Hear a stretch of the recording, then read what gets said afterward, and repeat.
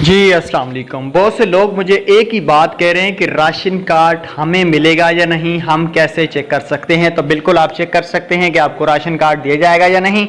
Video का आगाज़ करते हैं उससे पहले अगर आप हमारे यूट्यूब चैनल पर नए हैं तो हमारे यूट्यूब चैनल को सब्सक्राइब करें और साथ में बेल आइकन को भी ज़रूर प्रेस कर देना ताकि बर वक्त हमारी वीडियो आपको यूट्यूब पर देखने को मिलती रहें। शुरू करते हैं आज की इस वीडियो को।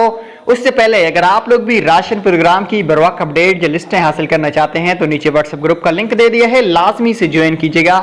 तो भाई राशन कार्ड की अहलियत चेक करने के लिए आपको डिजी खाता एप्लीकेशन डाउनलोड करनी पड़ेगी। उसके लिए आपको प्ले स्टोर में जाना पड़ेगा, डिजी खाता ऐप डाउनलोड करनी है और आपने केवाईसी करनी है।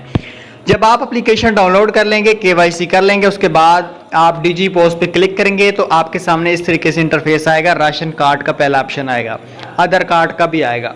आपने राशन कार्ड के ऑप्शन पे क्लिक करना है, आपके सामने इस तरीके से इंटरफेस आ जाएगा।